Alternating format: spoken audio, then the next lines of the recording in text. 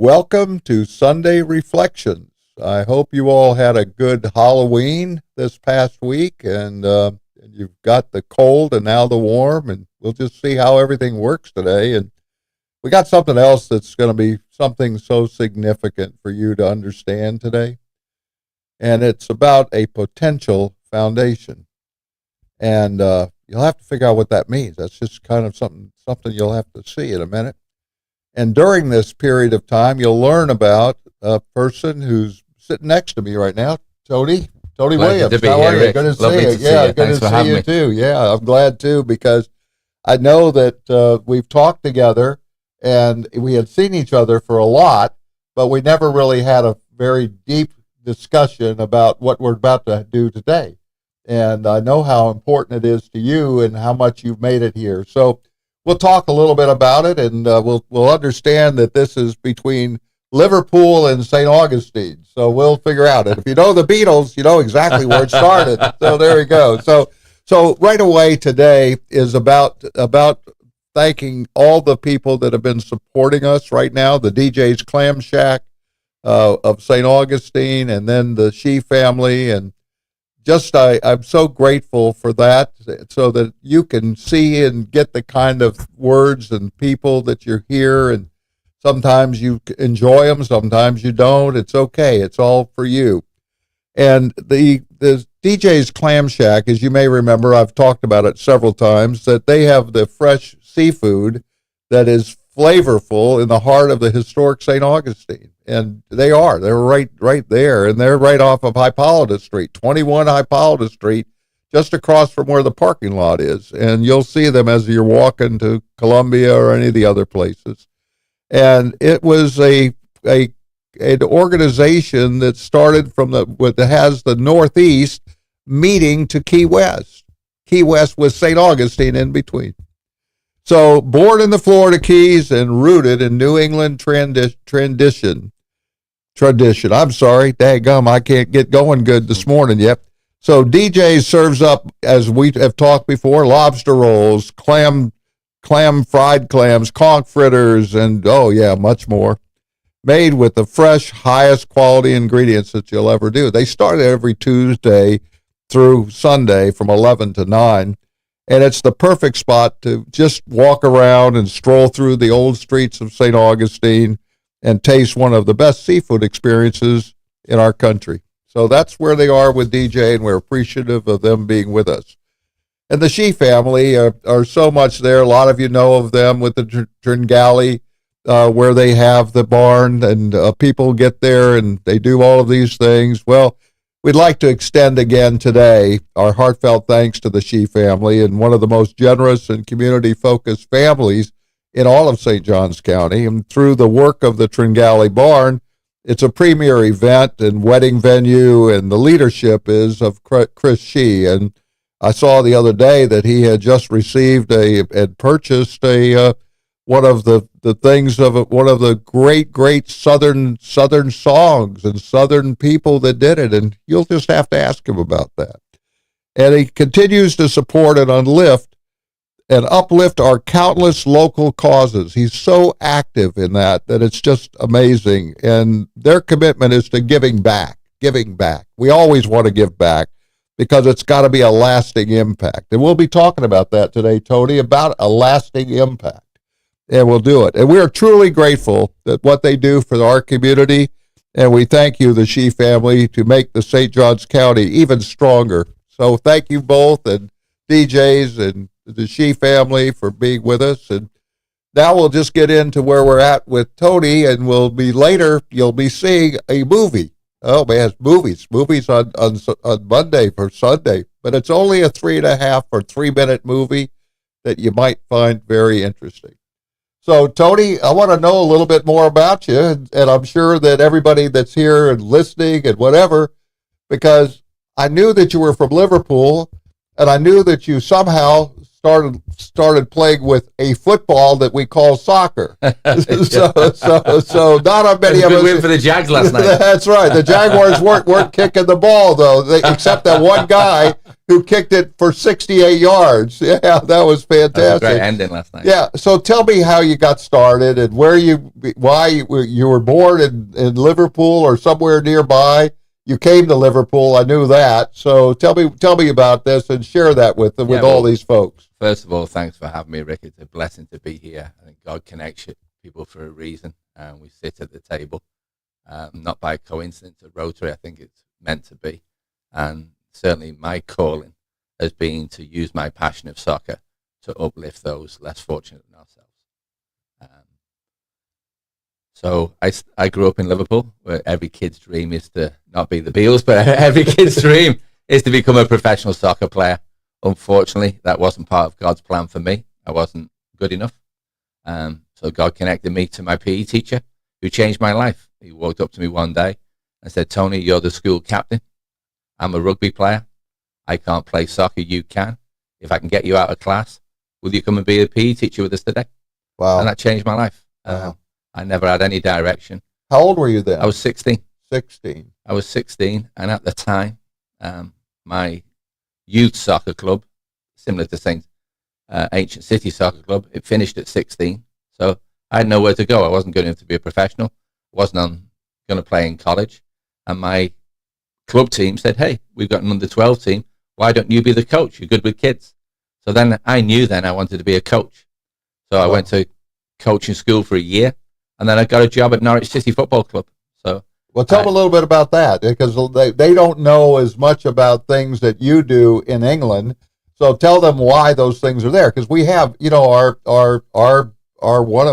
owner of the Jaguars owns a one of the top ones that's still playing in it there, and you could share all those things, how it fits together. That's right. How it fits together is, if you look at the Jags, they don't have in the NFL, they don't have a youth development system underneath the Jags. The best football players from all over Jacksonville don't play for the Jaguars youth program. It's a different pathway. They go to college and they're recruited through college into the NFL. It's different in Europe. Right, and so tell us how it works. What happens is, Norwich City Soccer Club would pick the most promising kids from within an hour of their club and groom them to be the next generation of professional players. So that was my job, which was to go around the community and identify players to be professionals. Wow. And many of them went on and played in the Premier League. But I was disillusioned with the way professional soccer treated kids who weren't good enough. I thought we should be investing in them regardless of their ability. So I left professional soccer and went over to Northern Ireland, where at the time in the late 80s, Catholics and Protestants were shooting each other and kids were throwing petrol bombs at each other. But the only thing that could bring them together was football. Yeah, well, I told you about that. I had met with a lady that won the Peace Award, along with another one, a Catholic and a Protestant, one on one side and one on the other of Northern Ireland, and also the other, so in Ireland itself. And so to have that thing and be able to stop it, it took those women to be able to say, we got to quit having our children killed. We have to stop this, and they did. So go ahead. I just wanted to add that. It was a very challenging time. So I partnered with an organization called the Belfast Action Team, and we went on to the IRA estates in the Falls Road, and we identified players in their schools. We went on the Ballybean estate, the Protestants, and we brought them together on common ground at Queen's University. Wow. And the prize for the conflict resolution was a trip to America. So we had these kids, Rick, who were previously throwing petrol bombs at each other. Their dads were in prison for trying to kill each other or killing their families. We're now sleeping in the same room as each other. Yeah. And we brought them to Clearwater for a tournament.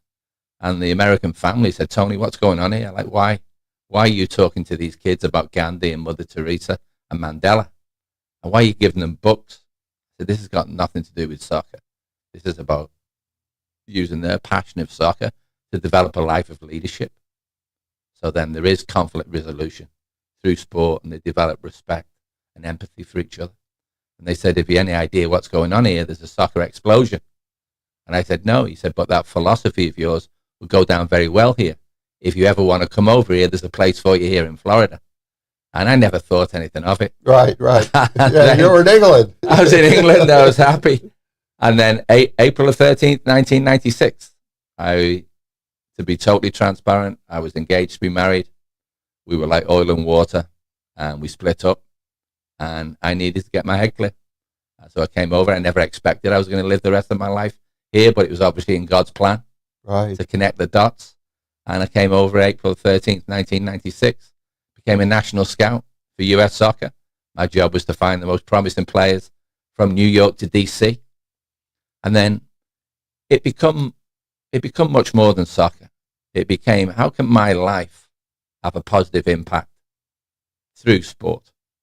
So then, as I was doing the scouting, you realized the most promising players were not going to come from all the most affluent areas. You had to go into underserved communities where the passion of soccer in Africans and Mexicans and Latinos it was in their culture. So that's what I did. I went into the most needy, underserved communities and looked for the most promising players. And we found a kid from Africa called Freddie Adu, who turned out to be the youngest ever professional soccer player in America. And I got a full-time job as a national scout. And then we went to US soccer and said, I think we should be doing more than just picking out the most talented players and putting them on our national teams. Right. Why don't we use soccer for social impact? And they said, Tony, it's very honorable, but we don't have the money. And I said, well, when you look at someone and you think they're going to burst out laughing and you realize he was serious. I said, we're in the most resource nation in the world. Right. Money's not going to be the object. Right. I said, if I can raise the money, will you support me? And they said, yes. So we started a foundation in Philadelphia called the Starfinder Foundation. And it went into underserved communities to identify recent immigrant youth who were getting in trouble. Right. And that's really a big thing because, as you know, that if you have nothing else to do, then you go and do the things with other people who just say, hey, let's break into this. Let's shoot the person here. Let's use drugs. Let's do all the things that become so bad. But if they knew how it works, I mean, if you think about the West Side Story, it was a great movie, a great play, and you saw what happened there. It was almost, it was a Romeo and Juliet too. I mean, it was all those things together, but it was in the same way that we're talking now, that they knew the policemen, they knew how they could work around them, they knew how to play those games, but they never had that opportunity. And the opportunity is what you're talking about. Amen. And you talk about the West Side Story. I'll give you a Southwest story of what you've just said and how it was part of God's plan. One day I got a phone call from a young boy called Playboy, and I'm not going to give you his real name. Right. It was his street name of Sure. Playboy. He'd come over from Liberia, where his family had been macheted to death in front of his eyes as a young boy. And his mum brought him over here to get away from that. And he called me up one day and said, hey, Coach Tony, I need your help. And I said, how much do you need? He normally needed money for food. Sure. Or fresh sneaks. He said, no, I've been shot. And exactly what you said. The only way that he could get money was to take this bag of weed from one corner to another. And one day he took it to the wrong corner and he got shot. So I went and picked him up, brought him back to my house. And I knew I loved my wife. And after this experience, I loved her even more because she bathed him, took him to the hospital. We got him treated. Thank God it went through the muscle and not through the bone. And we knew that he was going to retaliate, because you can't be seen weak in front of your peers, especially girls in a high school culture.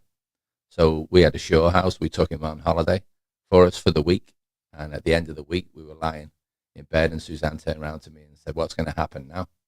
I said, "Well, what do you want to happen now?" She said, "Well, we got to look after him." So we went back to his mum and said, "If we became his caregivers and kept him safe, would that be okay with you?" And she cried. She cried and got on her knees and prayed. So I knew it was the right thing. It wasn't my choice. Right. It was Right. I think sometimes God puts people in your path, and it's like they've got a halo around, and this is the one. There's like a light around them. Yeah. And that's what happened with this boy. So we brought him into our home, and he lived with us for 2 years. We put him in a suburban school. We went through grades, And he is now living safe, alive, married with 2 kids, a manager of a warehouse in Dakota, North Dakota. So is he a professional soccer player? No. No. Has he got the character of a champion now? Amen. 100% he has. Yeah. So of all the things we've ever done, of all the kids that are, from the scouting days, 4 of those kids are now on the U.S. national team, will be blessed to hopefully play in the World Cup next year. Yeah. That's amazing. not as important as that one life that was changed. It's like the starfish story. Yeah. Where the guy's on the beach and he's throwing all the starfish back, and a guy turns around to him and says, "Look, what are you doing? You're wasting your time. How can you make a difference?" And he said, "I made a difference in that one." And God connected us to Playboy, and he chose to take a different path, where many of his kids and many of his friends are now dead or incarcerated. Yeah. And unfortunately, that happened to us in Philadelphia.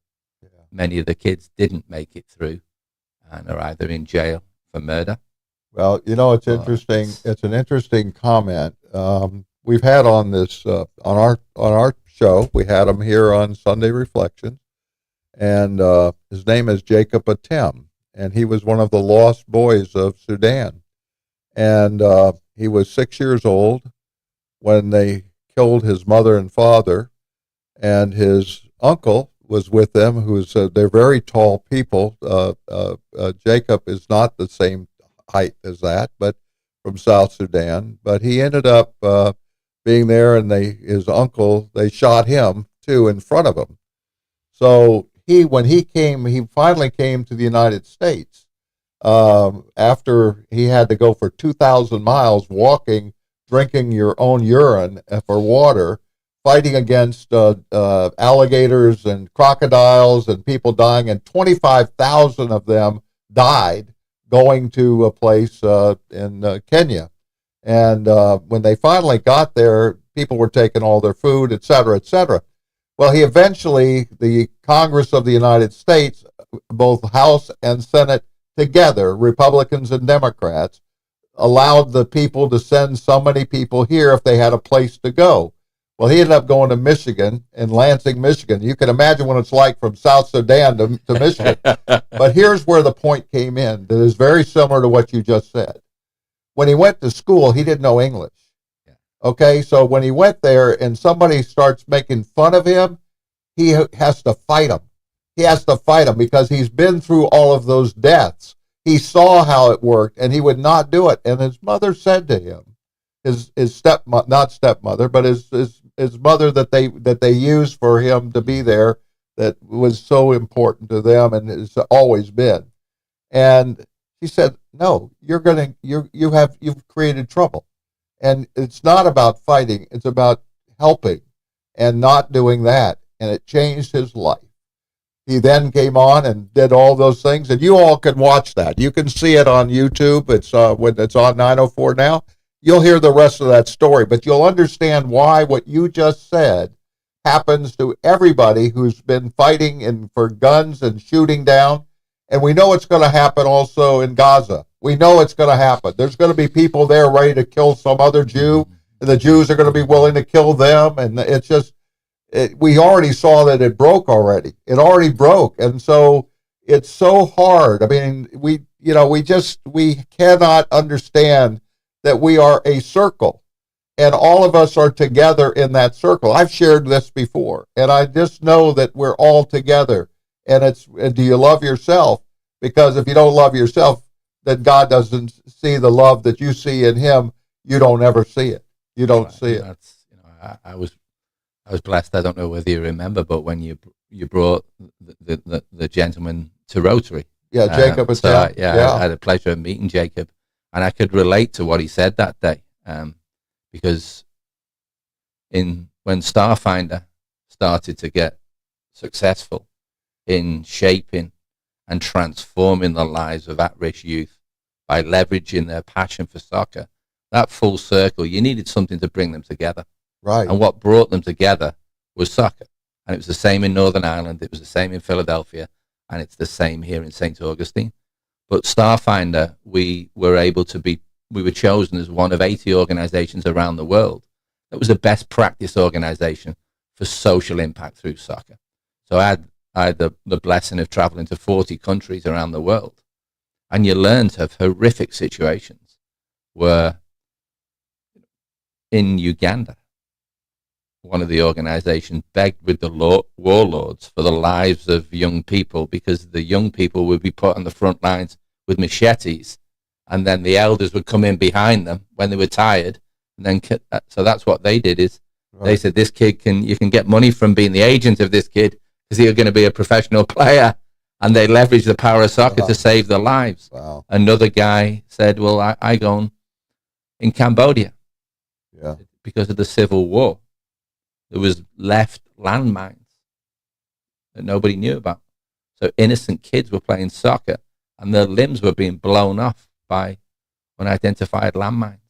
So what this guy did, he took his professional training with landmines and went and cleared them after conflict resolution.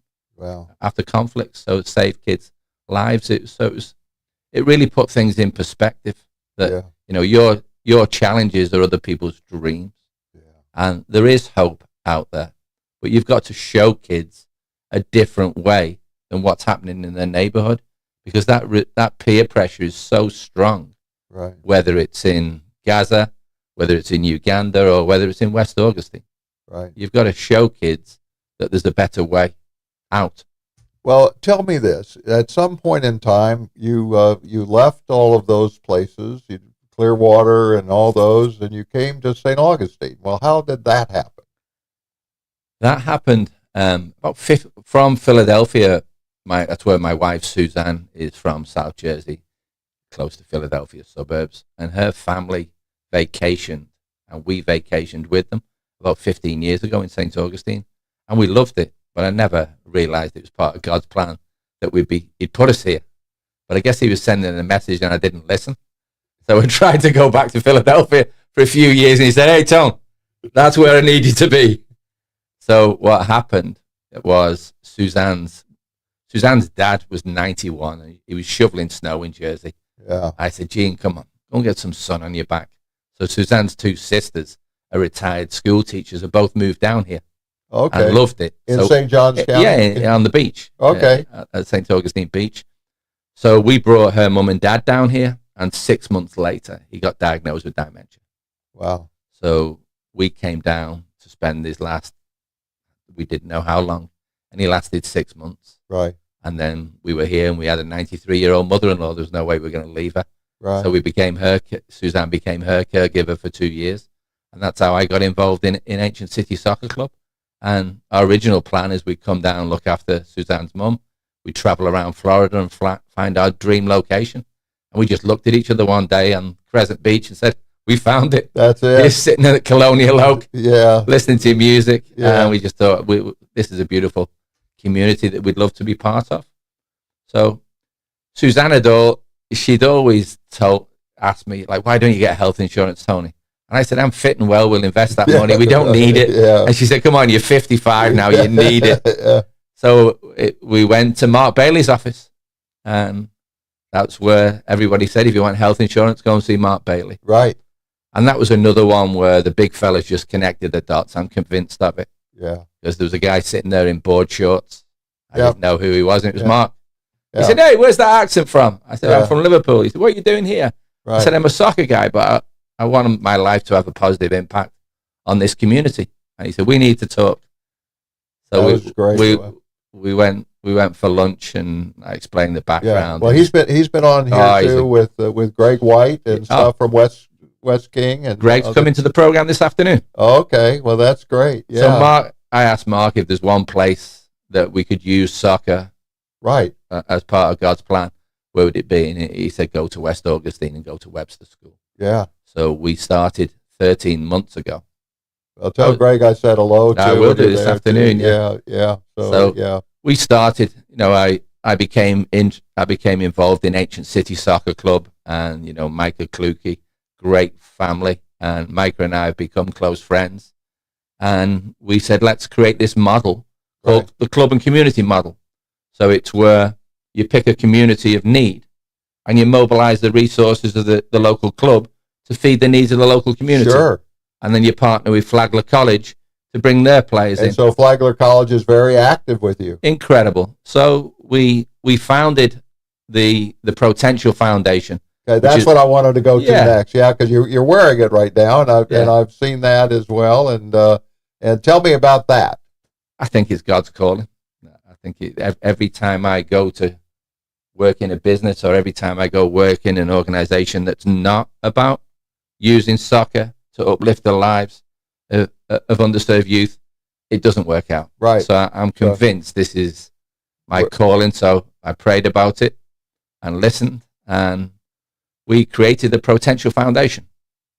So it's the mission of Potential is to transform the futures of at-risk kids through soccer for better futures. And you've had certain people that have come out of this. That you have been able to help and take them, just like the person that you described earlier, that you now know where that goes. But you've had people who've gone from that to be a character champion. Yeah, well, that's what it's all about. During COVID, we came down here to St. Augustine, and we were running trips around the world previously. Right. Traveling all around the world, but there was no more trips around the world, and there was no more travel around the world. Right. So again, you say, okay, God, what do you want from me now? That's it. And I came up with the idea, with his help, of creating character champions. And it was talking to kids during COVID, and it was a brand called COVID Won't Beat Me. And we started off with 30 kids domestically, and then it grew to 300 kids in 10 different countries. So we had kids in Trinidad and Tobago that were walking 2 miles to get on the friend's phone to be inspired by these messages of hope, and take your destiny into your own hands. And just because there's a virus doesn't mean that you can't develop yourself and build your character. Right. And then at the end of that, we carried it on, and we carried it on at Ancient City Soccer Club.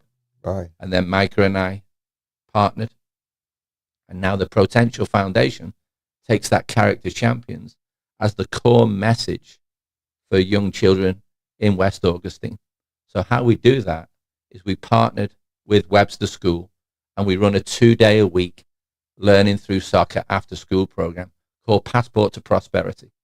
So we give the kids healthy snacks.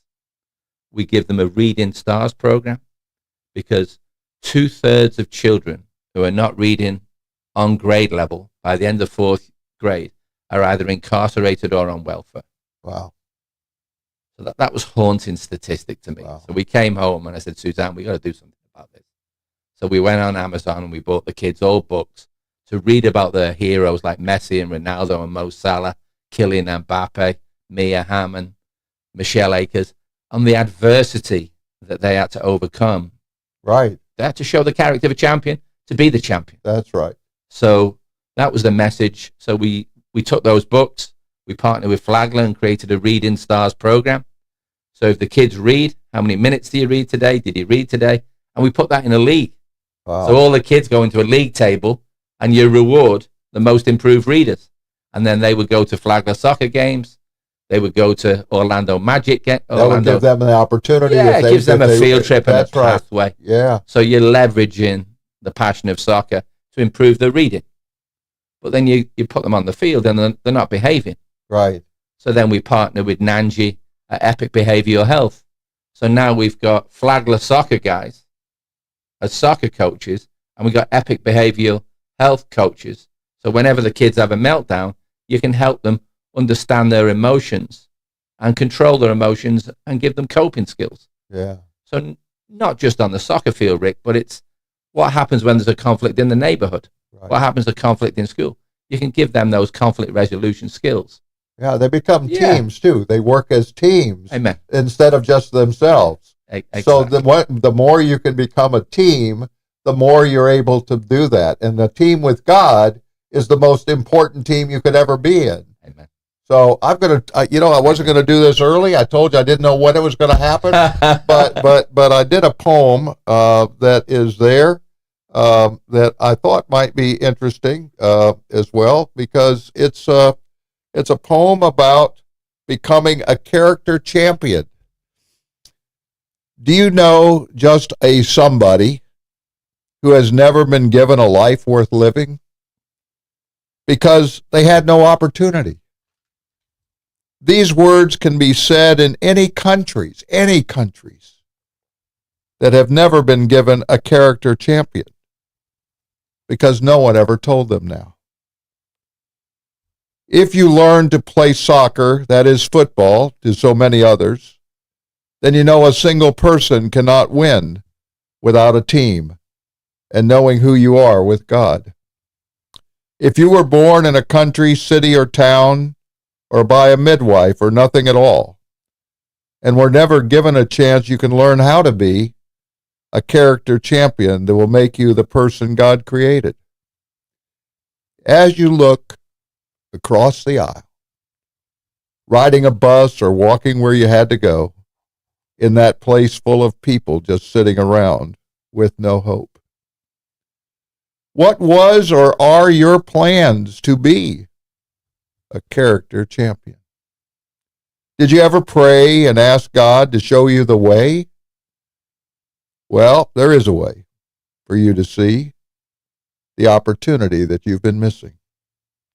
Even if you are younger than any other people unlike you, God will stay with you and give you hope, joy, and words you can find deep inside as you climb to the highest mountaintop. When you reach it as high as the sky, it will be deep inside. And then if you are willing to do your best, not even the fallen angel can take away a character champion, because God is always on your side. That's beautiful. Thank you for those words. Well, that's one that I came up with, and God did that for me. It wasn't a matter of doing it. It's just there. And I think we're really at a place that I think that those of you who have not yet seen this movie might enjoy this movie really well, because I think it tells you a story that helps you understand why people want to be a character champion. So perhaps we can get that on the air and you'll get a chance to see it, and then we'll be back talking with you again in just a couple minutes. Tony's Character Champions program is unique. And Tony Williams teaches players with Character Champions from the inside out, how to be a better person on the field and how to be a good person off the field. Not only about being a soccer player, but it teaches them about being good human beings. I think that part might be the most important. They inspire him to be a better player, to be a better teammate, to be a better student, to be a better person, to be nicer to his mom. I feel like they instill that in them. The Character of Champions is incredible because it teaches us stuff that we usually don't learn in other places, like how to conduct yourself. Every single one of you has a star inside. How bright and how high your star shines is in direct correlation with how positive your attitude is and how strong your character is. The Character of Champions program is the key to player development. Character Champions is not about sports psychology, it's about developing winning habits. Ability alone is never going to get the player to their potential.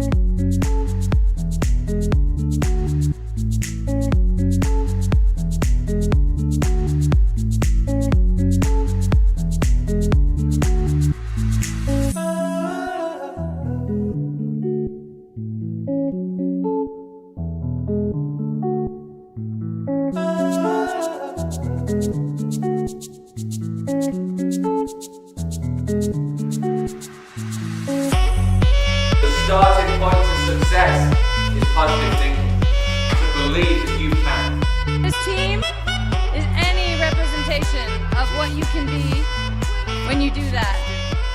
The height of your achievements will be in direct correlation with the depth of your desire. Simply put, those that want it most will get it most.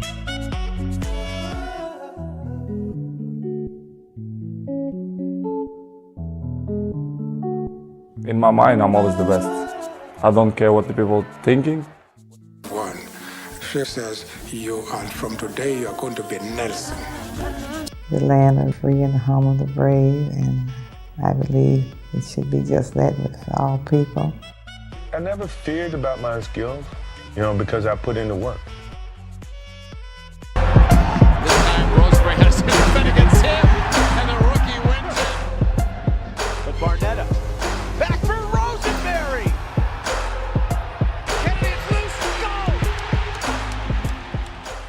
with that club. It's a step up from my old club, so just playing every day with them has been a good experience. The character of champions is learning about how to be the best you can. It's really just being professional and mature on and off the field, and to take responsibility whenever you can, and don't let people do stuff for you that you can do yourself.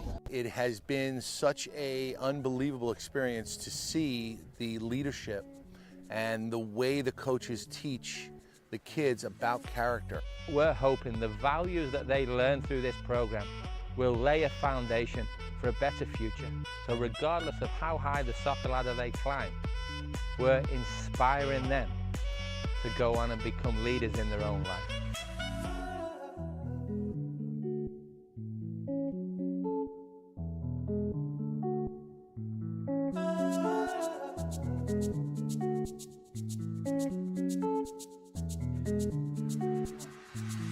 Wow, yeah, and we're going to really get into this now, Tony, of how this works in St. Augustine and how that put on and what's happened to some of these people who have joined this to be part of what we're talking about today. So help us with this right now, just about how did we, St. Augustine, how did you saw the video, you saw where it's going, so how did this happen?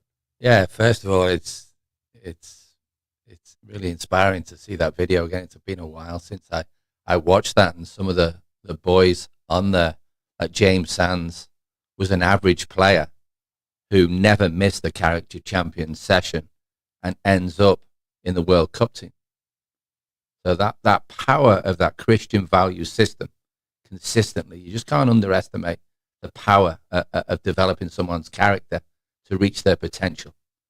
But regardless of how high a child reaches on the soccer pyramid, the values that they learn, regardless of their ability, will last them a lifetime, will lay a foundation for a great future. So, you bring that to West Augustine and you say, how can this transform the futures of at-risk kids in West Augustine, in Hastings, in Palatka, in Jacksonville? By leveraging soccer to do three things.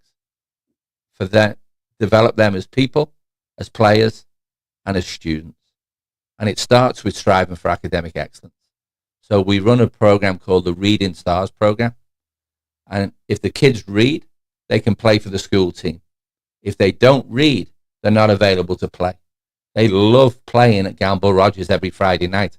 Right. So now we've been able to improve 100% of the children have increased their at-home reading time.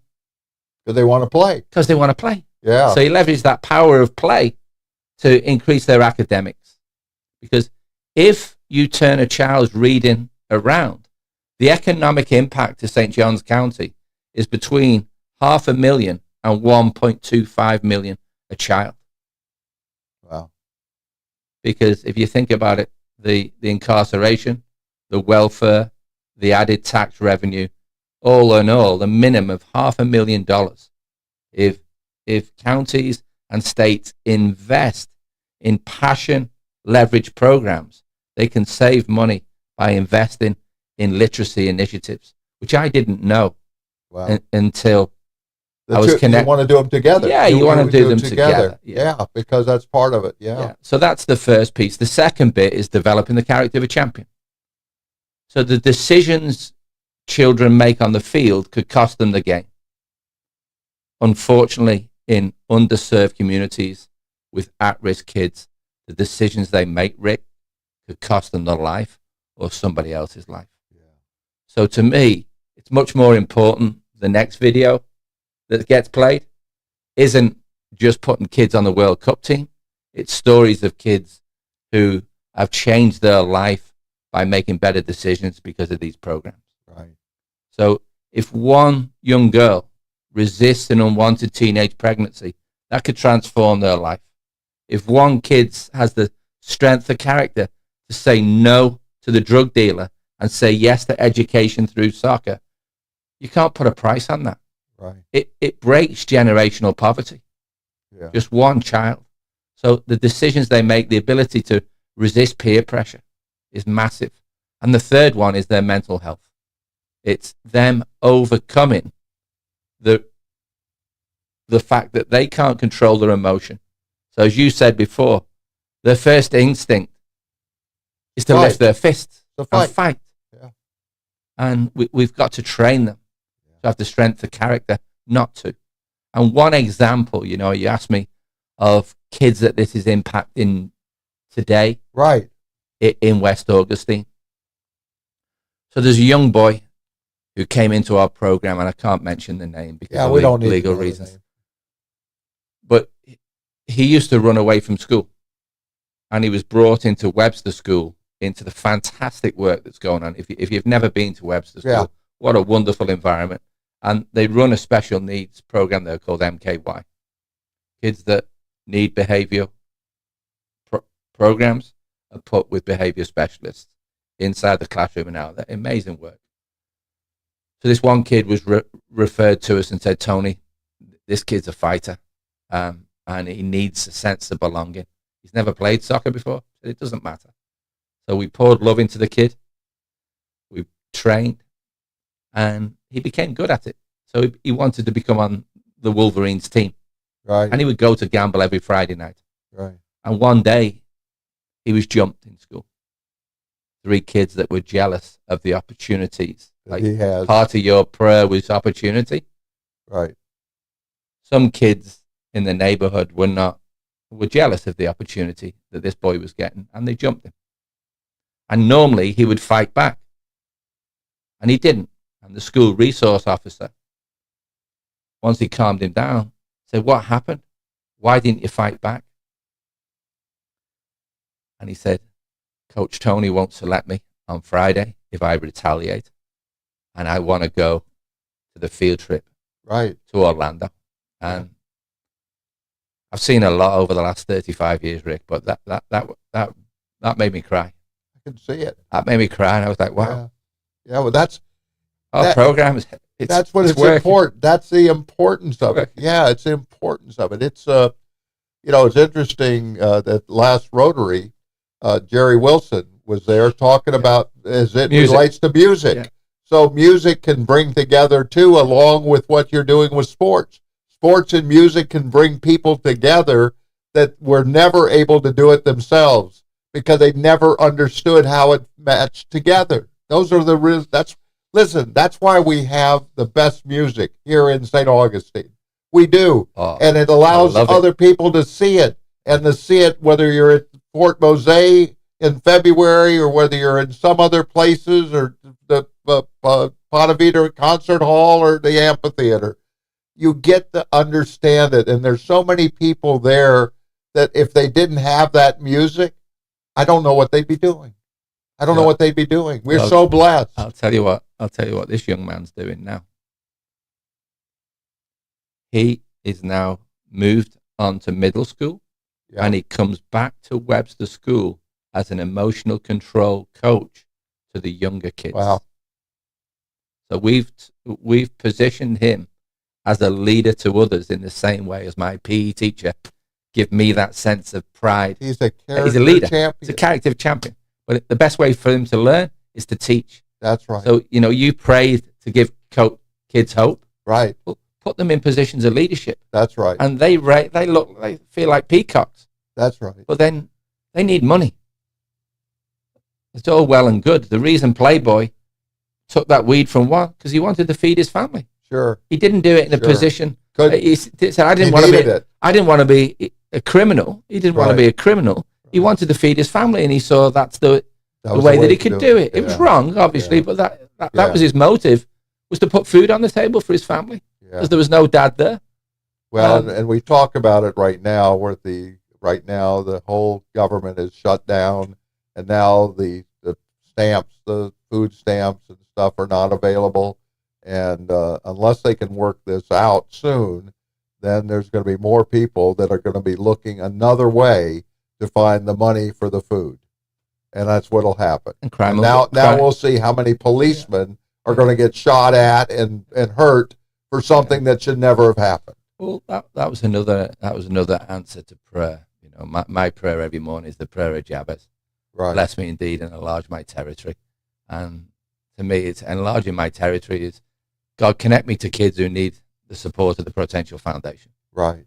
And when we Mark Bailey introduced me to Greg White, and Greg White said, Tony, this is a blessing that you've come to this community. Right.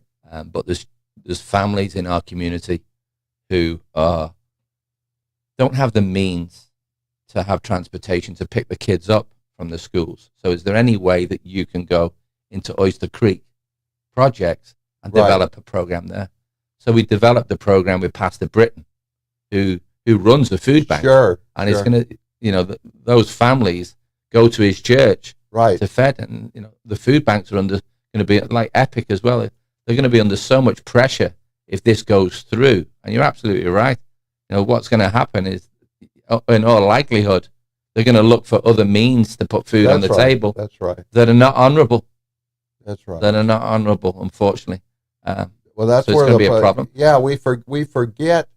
As I was talking to you earlier today about just driving automobiles on the highway these days, and trucks that are going over 70, 80, 90 miles an hour, with huge trucks going and cutting in and out themselves and getting over to the left lane and then others that are just going no matter what the speed is.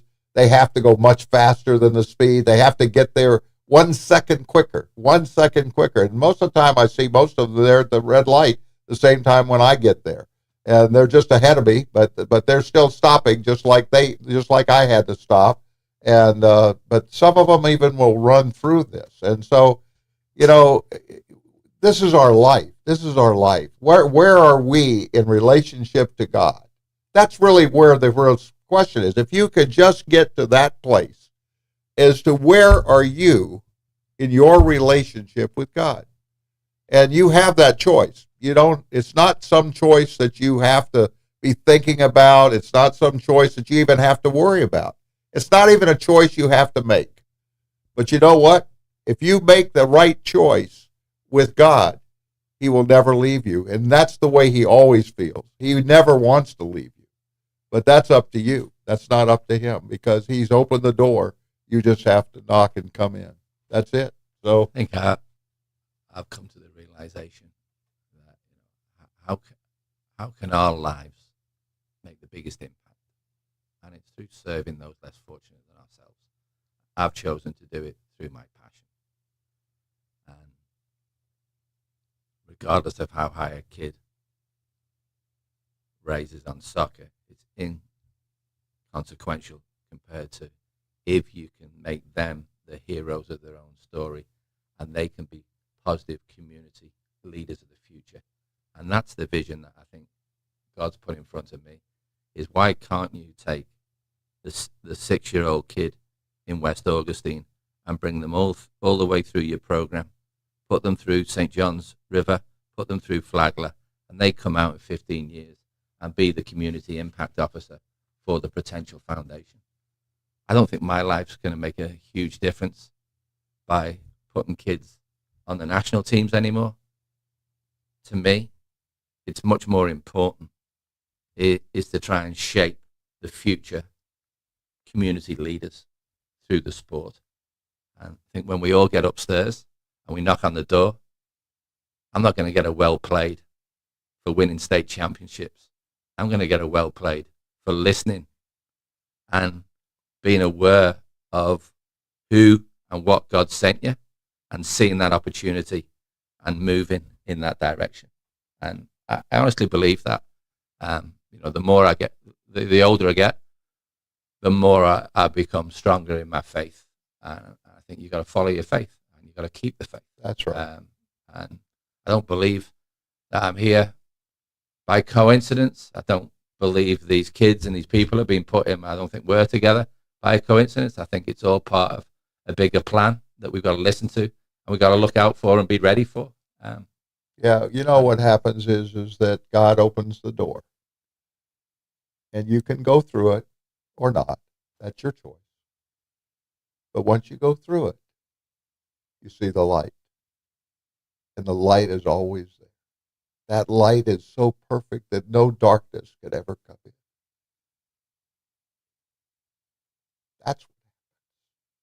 That's what happens with life. Our lives are built upon the grace of God, not built upon the grace of our own wealth. Our wealth is not worth anything. It's just a piece of something going through, or to get food.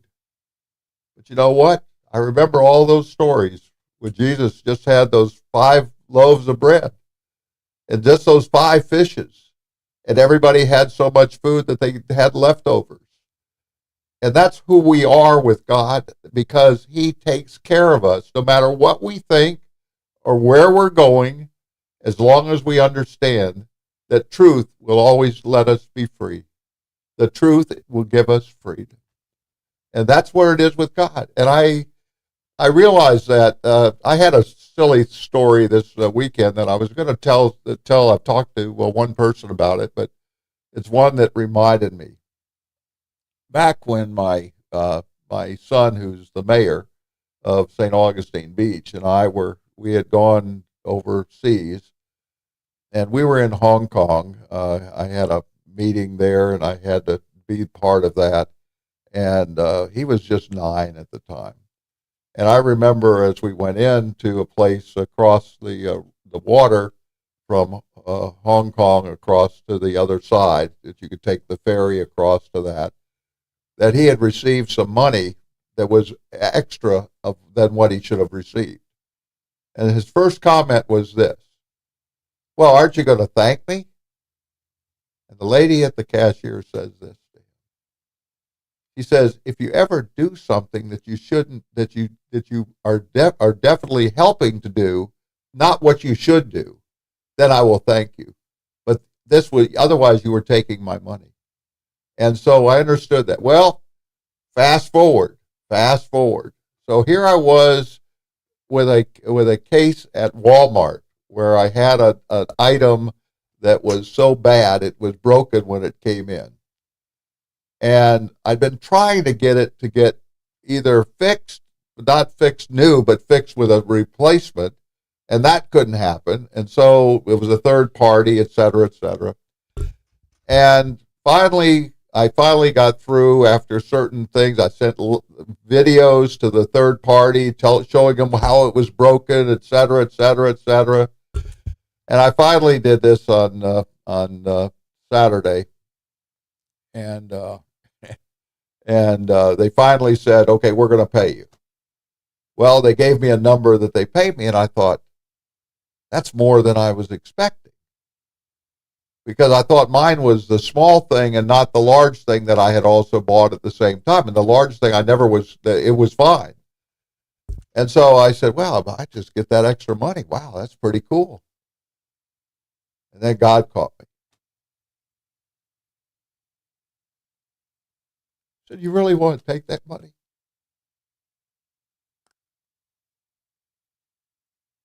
"Nope, I don't." "Then what are you going to do with it?"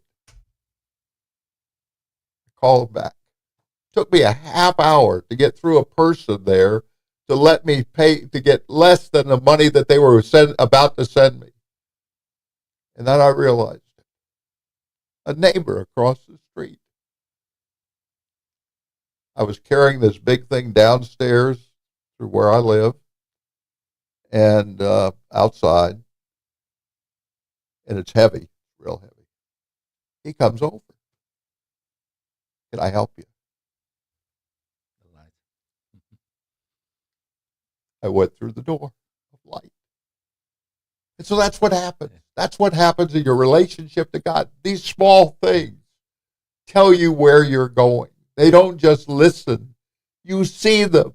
You can never miss them.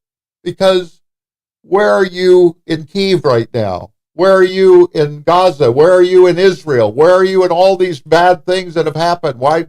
I heard the other day that on the trains in England, that somebody had knifed up so many people and killed them on a train. Just for what reason? What reason? Why are we doing this? What's the purpose of our lives? Is our life something to be anything other than a character champion? What is it? We all should be a character champion. And then we will never forget where we're going or where we're going to be and where we've been. Because from that point forward, we are a champion knowing where we are with God.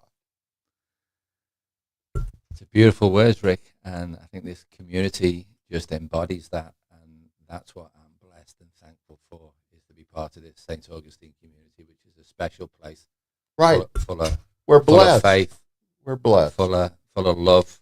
And it just feels like a family of friends. Yeah. And, I think, for those of you that are listening to this, regardless of how strong your faith is, and you're wondering, well, how can I help? How can I get engaged with what you're doing, Tony, together with St. Augustine Community and Ancient City Soccer Club and Flagler College, is really three things. Volunteer. The best form of leadership is service and community service. So if you have any time to volunteer, to come and collect books, do a book drive for us. So these kids, 60% of kids living below the poverty level don't have one book in their household. Through Ancient City Soccer Club's families, we've just collected over 600 books that can be given to every child in Webster School, every child in Oyster Creek, every child in Murray Middle School, where we operate our programs, that maybe they don't have as many books as our kids do. Then just collect books and bring them to Ancient City Soccer Club. If you're not in Ancient City Soccer Club, you can drop them off at Barwick Bank. You can drop them off at Herbie Wiles Insurance before November the 6th. So that's the first area of need, is to collect books for kids between kindergarten and middle school. The second area is to donate.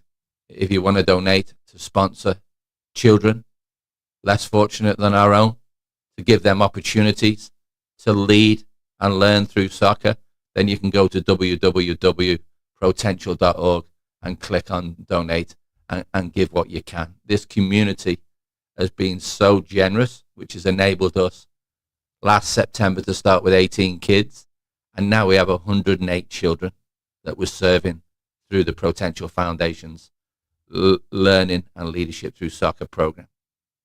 And the third one is become a community impact partner. So if you're part of an organization that can be part of the Potential family, or you run a business where you want your employees and their kids to serve through soccer and do community engagement, that's the third way, is to become a community impact partner, either as a non-profit or for-profit organization. And my email is twilliams@potential.org. My cell phone is 484-252-3779. It's been an absolute blessing to talk to you today, and thank you for inspiring me, and thank you for giving me the opportunity to come on. I've really enjoyed the conversation, and I think the tears in both of our eyes. Right. They happen. They happen. Real.